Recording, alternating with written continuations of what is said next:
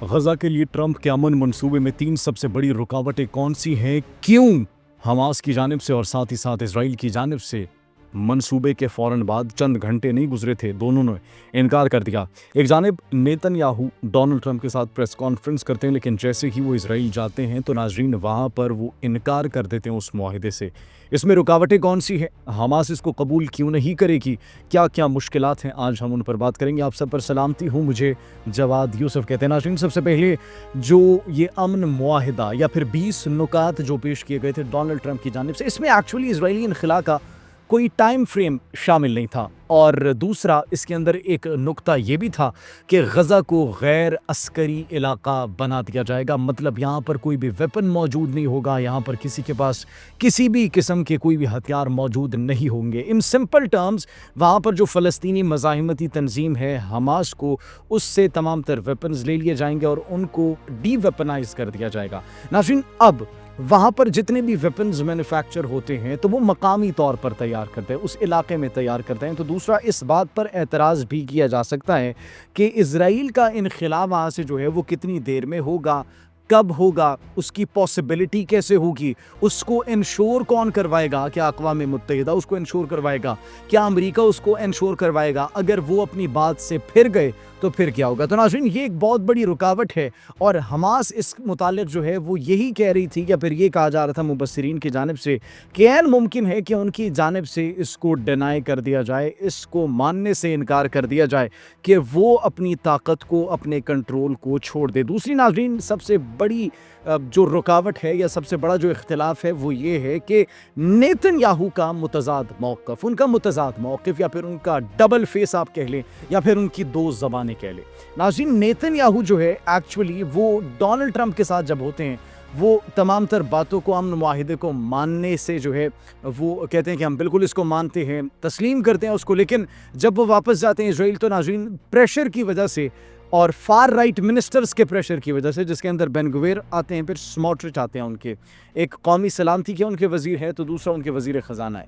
नाज़रीन, उनकी जानिब से जब प्रेशराइज़ किया गया तो उन्होंने वो यकसर अपनी स्टेटमेंट्स को तब्दील कर दिया और साथ ही साथ वो 2 रियासती हल की जो बात की जा रही थी और वो जो नुक्ता एक प्रेजेंट किया गया था, तो नाज़रीन उसको मानने से भी, तस्लीम करने से उन्होंने इनकार कर दिया, बल्कि बड़ी उसकी मुखालिफत भी की। और फिर उन्होंने टेलीग्राम पर अपने चैनल पर यह बयान भी दिया कि हम इसकी मुखालिफत करते हैं, हम इसको कभी भी तस्लीम नहीं करेंगे। तो नाज़रीन, ऐसा लग रहा है कि नेतन्याहू की एक्चुअली 2 ज़बानें हैं। एक ज़बान उनकी दाएं बाजू अपने जो फार राइट के मिनिस्टर्स हैं उनको खुश करने के लिए, तो दूसरी जानिब उनकी दूसरी ज़बान जो है वो बैनुल अक़वामी बरादरी के लिए है, जो उनको खुश करने के लिए और उनका साथ देने के लिए, उनके साथ चलने के लिए और ये दिखाने के लिए कि हम अलम जो है हमने जो उठाया हुआ है, हम अमन के अलम बरदार हैं, हमने अमन का अलम उठाया हुआ है। तो एक्चुअली ये 2 उनके जो इस वक्त फेसेस हैं वो पूरी दुनिया के सामने आया हो चुके हैं, जो कि अमन मुआहिदे के अंदर सबसे बड़ी रुकावट जो है वो तसव्वुर किए जा रहे हैं। और फिर नाज़रीन, उनके मुतज़ाद बयानात, जिस तरीके से हमने बात की,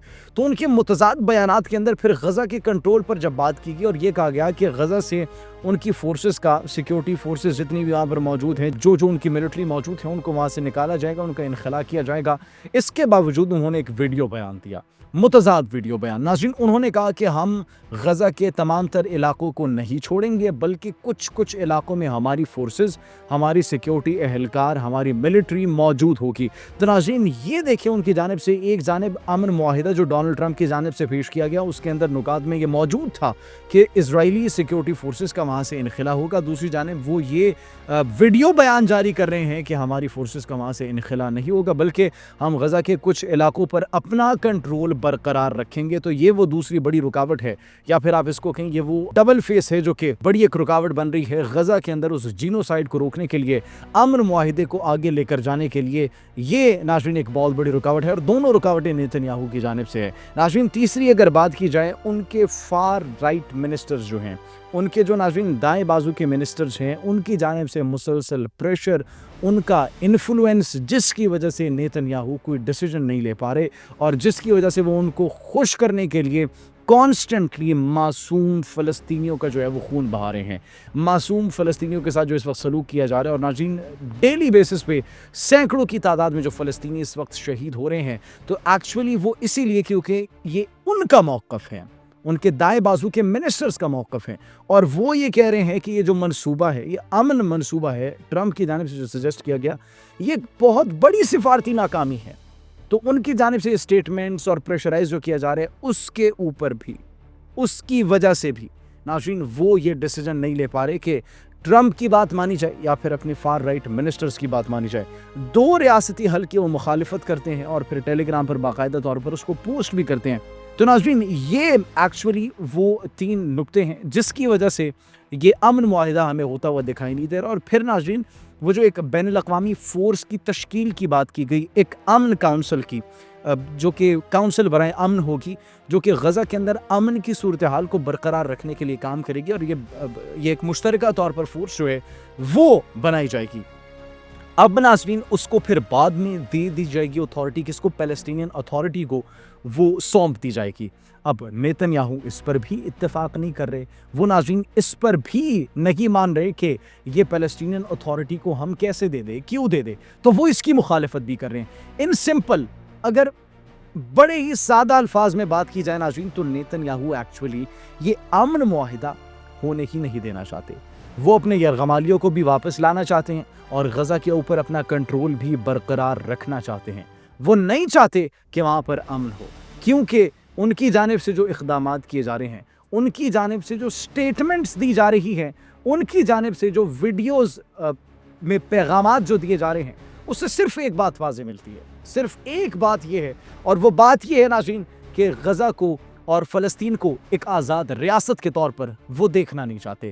اب ناظرین ڈونلڈ ٹرمپ کے لیے ایک بہت بڑا چیلنج ہے کہ وہ کس طریقے سے اس کو کوپ کرتے ہیں، کیونکہ اس مرتبہ مخالفت آئی ہے نیتن یاہو کی جانب سے۔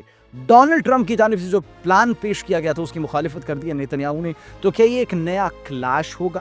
کیا یہ آپس میں ان کے جو تعلقات ہیں وہ خراب ہوں گے، یا پھر کوئی مزید سجیشنز کے ساتھ کوئی مزید پلانز پریزنٹ کیے جائیں گے؟ یہ وقت ہی بتائے گا۔ آپ اس بارے میں کیا سوچتے ہیں؟ کمنٹ سیکشن میں اپنی قیمتی رائے سے ضرور آگاہ کیجیے گا۔ اپنا بہت خیال رکھیے۔ اللہ نگہبان۔